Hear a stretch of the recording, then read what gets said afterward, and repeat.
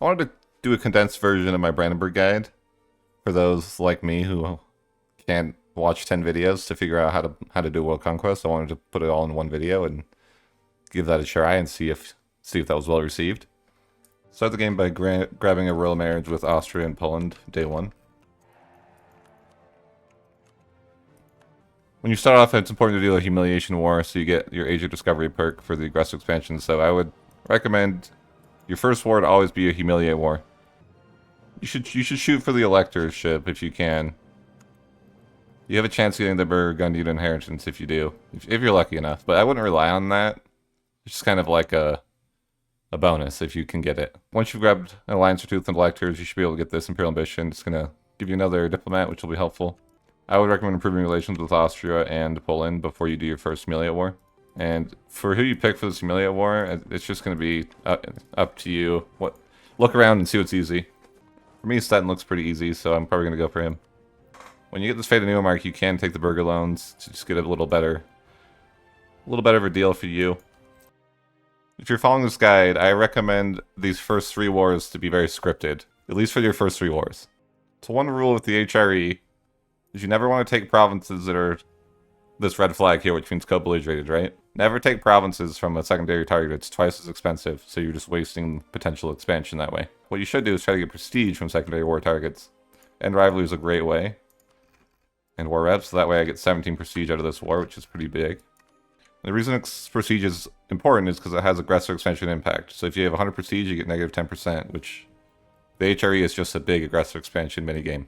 Just remember, you're shooting for the emperorship, but you're not. It's not a make or break scenario. It's fine if you don't get the emperorship. So for this first war, it's just going to be a show strength.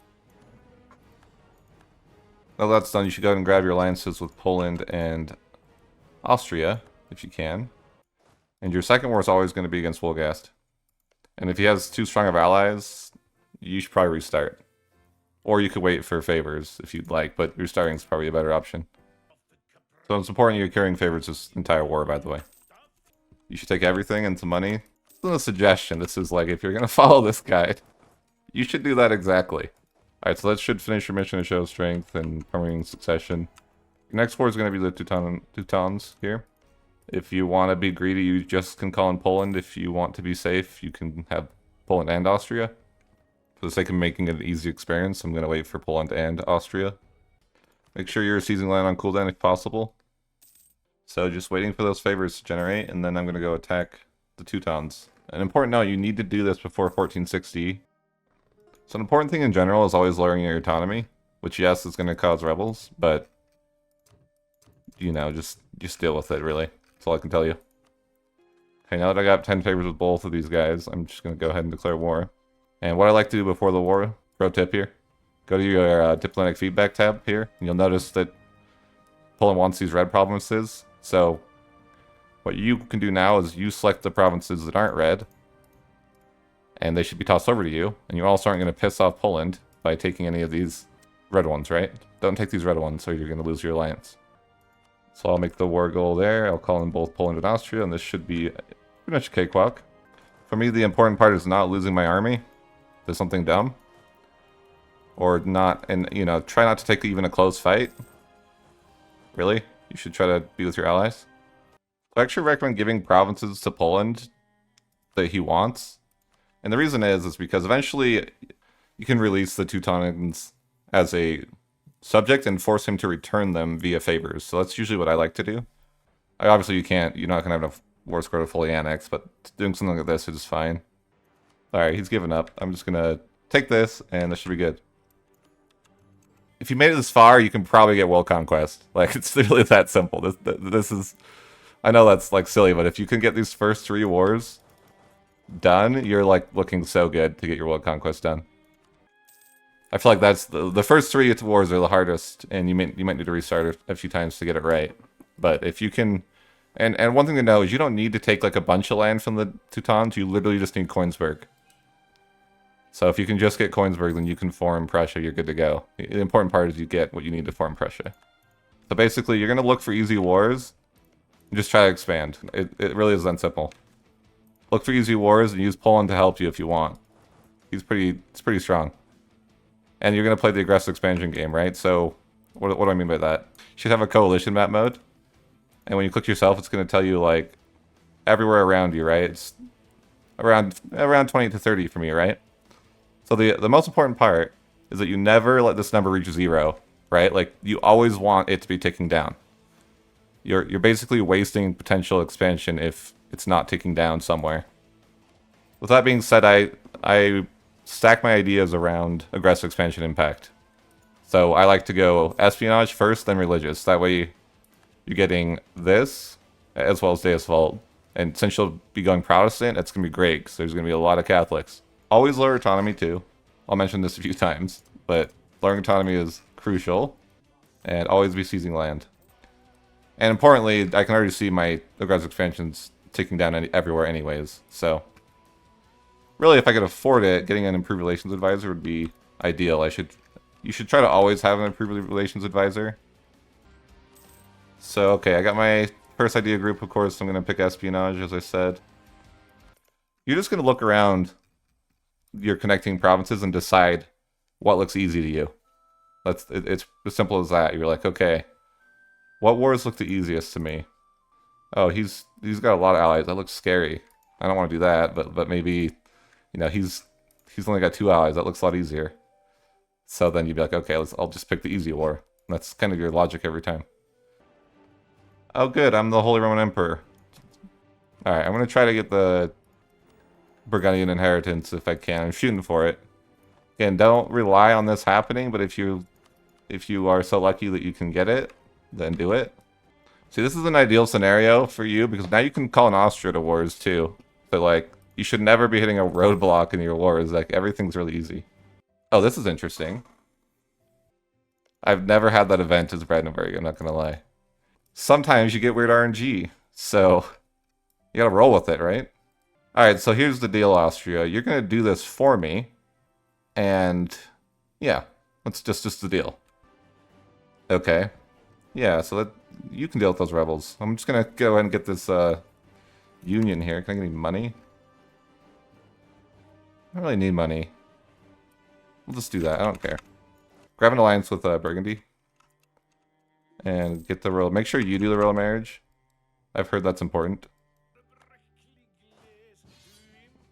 Hello? Yeah, I don't even know who this war is for. I can't see the top. But I'm imagining it's Poland.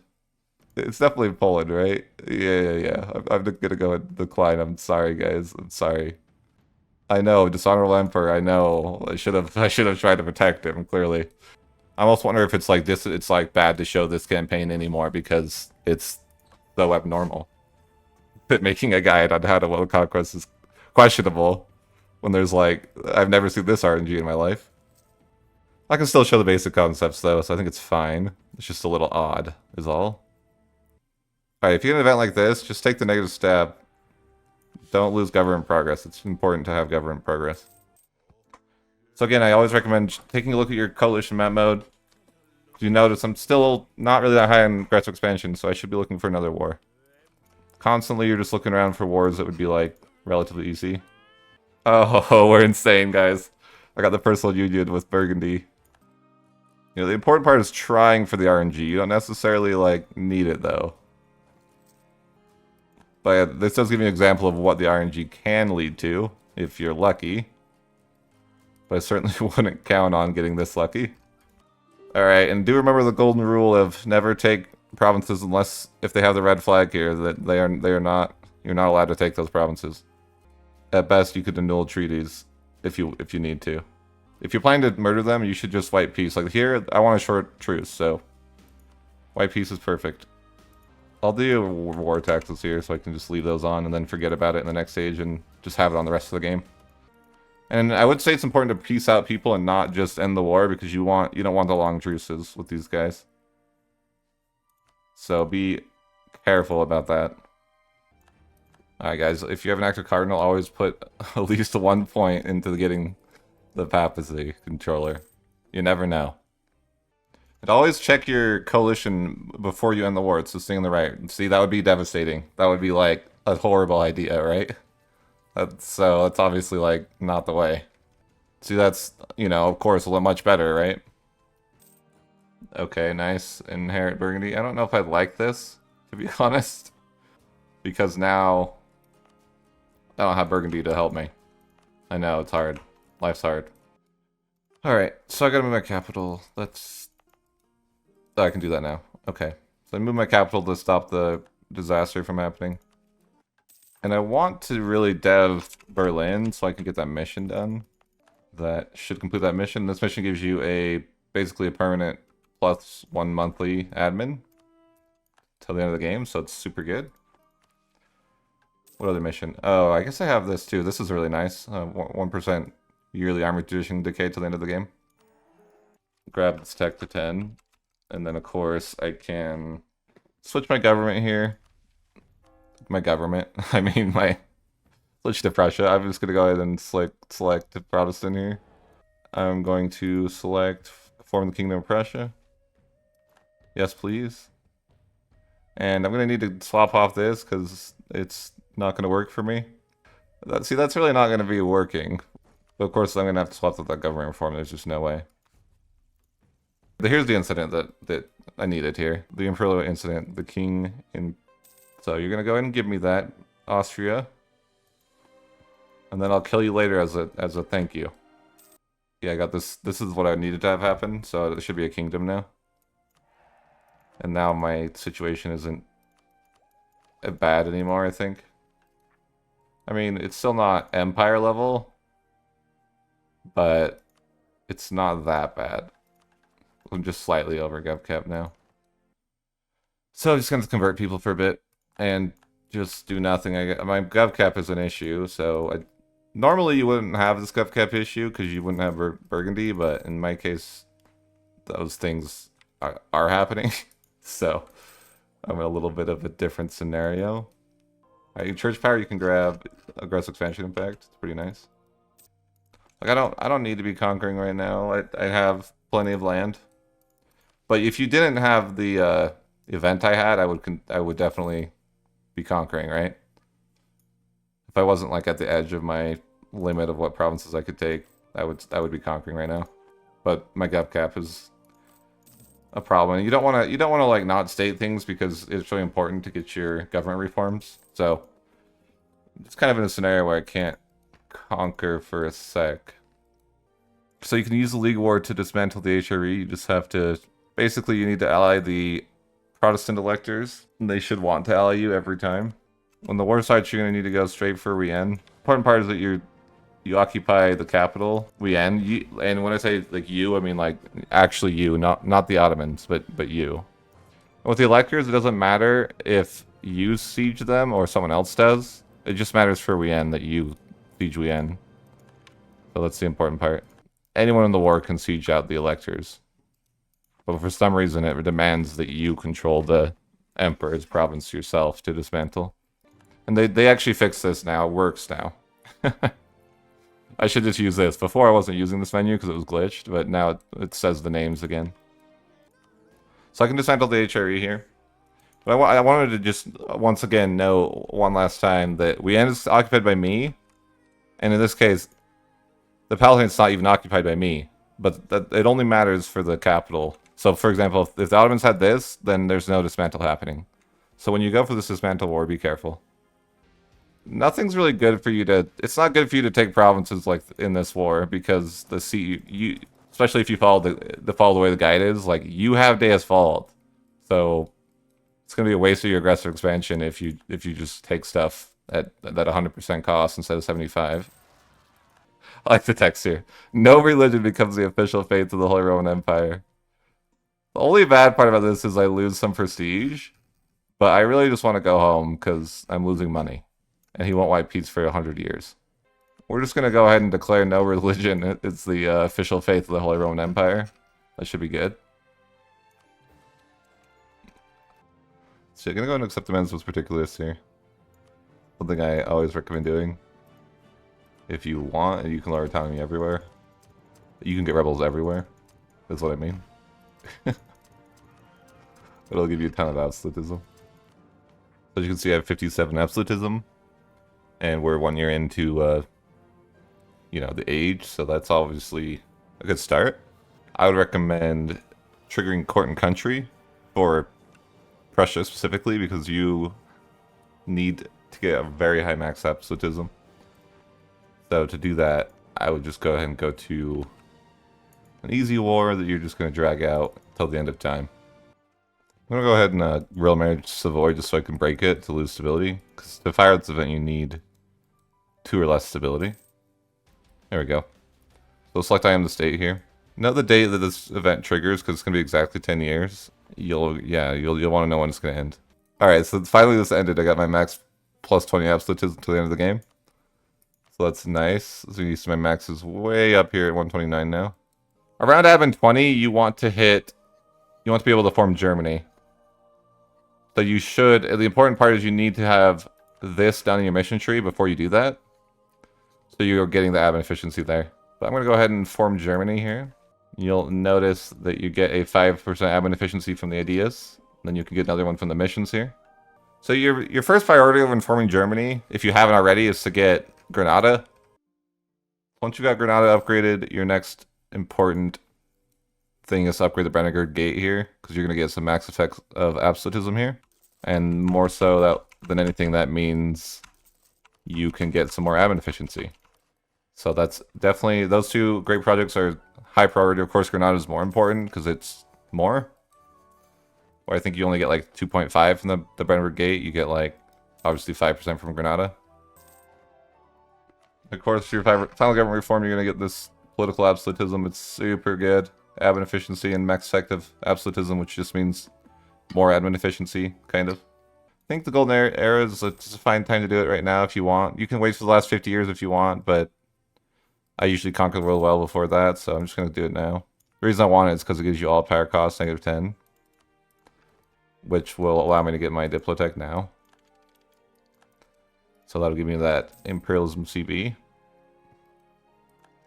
So now it's just about choosing how you want to go about your conquest. The one tip here I have for you guys for fighting colonial nations is you should just conquer the colonial nation and never take the colony itself, because you get the colony for free if you take over if you fully annex the nation. So it's kind of just a waste to go for the colonies otherwise.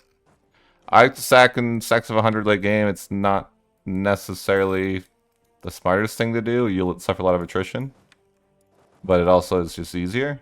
That's why I stack line attrition. So if you're stacking line attrition mods like I do, you go ahead and stack in 100 groups of 100. I'd recommend it. But if you didn't stack line attrition mods, it's probably going to murder you. So keep that in mind. So one of the first goals you should do after hitting Tech 23 is you want to focus on colonies. So what do I mean by that? You basically, the sooner that you take down all the colonial nations, the better. They're kind of one of your big showstoppers when it comes to world conquest, in my opinion. Now, of course, I'm just waiting for this war to end. Okay, he'll take the bans here, so I'll take colonization from this guy. Of course, how that works too is you can see I inherited this colony here just by defeating him. They're probably paying too much taxes, so I can maybe lower their taxes. That'll help them out. They'll make more money that way. Obviously, I don't really care about their money. I just want them to be, like, successful. So I'm going to do a quick overview and then talk about a few things why that happens. Remember the 3 scripted wars I talk about. The first is to humiliate. The second was against Wolgast. And the third was against the Teutonic Order. And I just need to take Koenigsberg there. That was the important part. That's all you need to do in there the game. And just start expanding from there. My game, of course, I got the Burgundian Inheritance, which is a little strange, but it would have made a huge difference. I'll actually show my other campaign in a quick version where I didn't get the Inheritance, so you can see the difference. But the idea for this kind of time period is pretty simple. It's just try to keep expanding near your gov cap, right? You don't want to go over gov cap, so if you're just, you can kind of hang out and not expand if you're like right at your gov cap, right? You just kind of are expanding as your gov cap expands. Of course, just a few things is, yes, I like to use the League War to dismantle the HRE, which I did. You can push for, if you can push for Germany when your when your admin tech gets to 20, that's the best timing possible. And I mentioned this, once you get to Germany, so before you form Germany, there's 2 important things you needed to do. You need to grab the Show of Strength mission to make Berlin a better great project, and you needed to get 100 provinces to get the 5% admin efficiency from the Prussian tree. once you became Germany, now you're just focused on two things. Getting Granada, which I managed to do pretty quickly, and then upgrading it, of course, and the same with the Brandenburg Gate. That way, when your tech hits 23, you should be at 85% admin efficiency. So your main goal is by the time you're tech 23 in admin and Diplo, because you want your imperialism, you want to be 85% admin efficiency. If you got to that point, you are excellent. You're on your path. When the Age of Revolution hits, you're going to lose the extra 5% admin efficiency. You'll go down to 80%. But when you hit tech 27, you'll go back to 90, which is going to be your final form, right? You're at 90 admin efficiency, and you're ready to go crazy. So you're at 90% admin efficiency. Of course, I would focus on your colonial nations first. Go for their provinces. Sometimes you have to take some guys down here to actually fight to make the war score a little easier to get. I would recommend that you are always in more than one war at a time once you're at 90% admin efficiency. You want to be coring from the last war while the next war goes on, right? So maybe space your wars out about 1 to 2 years, what I like to do. So for example, if I started attacking the Ottomans here, and I was kind of wrapping up the war in a year or two, then I'd start attacking Poland even before I declared, before I ended this war, right? So that way, when I end this war, I'm still fighting Poland. And by the time these core from the Ottomans, then I can end the war with Poland. And then probably at that point in another war, right? So you're kind of just like chaining these wars back to back to back to back. And I always recommend doing the big wars first. So for example, I would probably tackle like the Ottomans and Spain and Great Britain and Russia, right? Like I would just focus on the bigger nations first, because they're going to be the most challenging nations to fight, of course. Now I would choose between the military and the economic hegemon. It's kind of up to you. You can just look at the bonuses and decide, right? Would you rather have some less province war score costs and some less land attrition? Or would you rather have kind of like more autonomy in territories and more GovCap, right? They both are super viable, I think. I've tried them both and they both just work great, to be honest. Nothing else to say about that. A couple great projects I would focus on that were super helpful is this great project here.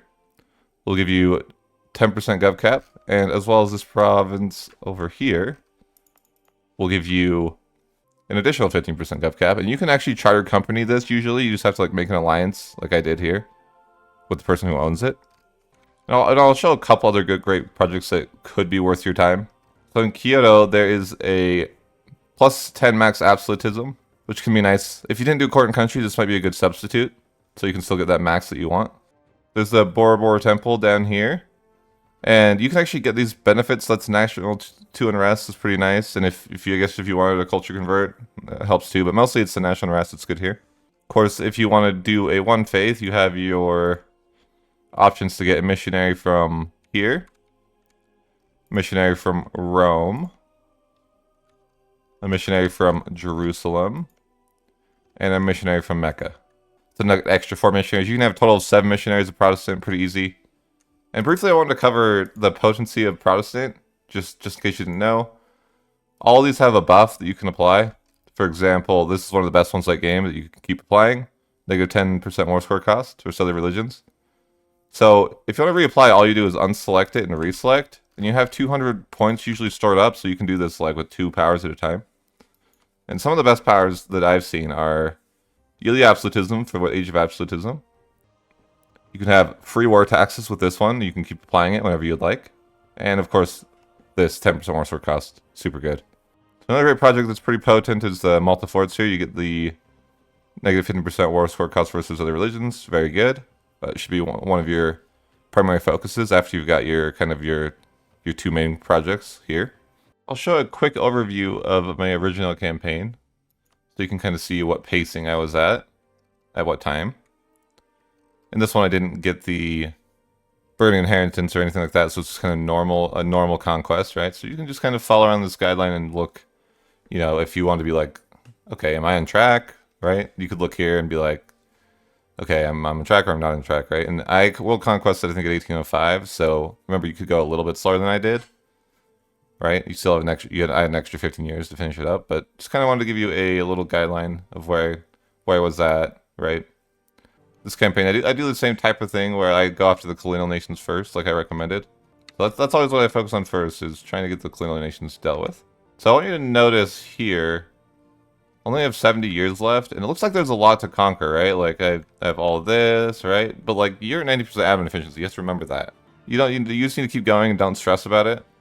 So you can take a look at the date here. I have 50 years left. It's still a good bit, but you can see, I'll show you real quick, obviously, that, you know, as time goes by, I've conquered all of that in about, like, really, like, 30 years, and it's just like, yeah, you're 90% admin efficiency. You're cracked, right? That's all it is. Decan wasn't really Decan, I don't think, here. Maybe it was. I think it's just a visual glitch. More so than anything. Let's see. Okay, it wasn't. This is, though. So as you can see, I am just wrapping up at 1801. I think I wrap up around 1805 here. Yeah, it looks like I'm just wrapping up the last little few things. So, yeah, as you can see, even if you think you're going to fail, like, get the feel for what 90% admin efficiency feels like. You're going to want that practice. So, and finally, I want to talk about the idea groups and give you the logic behind why I chose them, okay? So the first two are your aggressive expansion fighters, right? So mostly espionage gives you this, and Deus Vult gives you this. So you have that cheaper kind of early game expansion path, right? Next, I go in admin, mostly because I'm just running into GovCap problems, and of course, I like the CCR as well. So that's my thought process there. Quantity is mostly for the land attrition mod you get here, but I do enjoy the extra manpower at this point. It can be super helpful. Humanist is nice in general, and it's nice to have for World Conquest because you're going to be conquering a ton of land, and you don't really have the extra like capacity to deal with tons of rebels. So I think that's kind of a mandatory one. And I go to offensive literally just for the -25 land attrition that you get from combining humanist and defensive. So what I would do for my 26 here is I would pick your diplomatic for this, because you're gonna hit this around, let's see, idea 26, right? So by the time you hit 27, you're gonna be at 90%, and then you get the extra 20% on top of that, right? Which is super potent. Of course, this is also good for the late game, being able to truce break. And then for my final group, I like to pick exploration for no good reason other than I like to fill in spots of the map like this, because I think it looks prettier.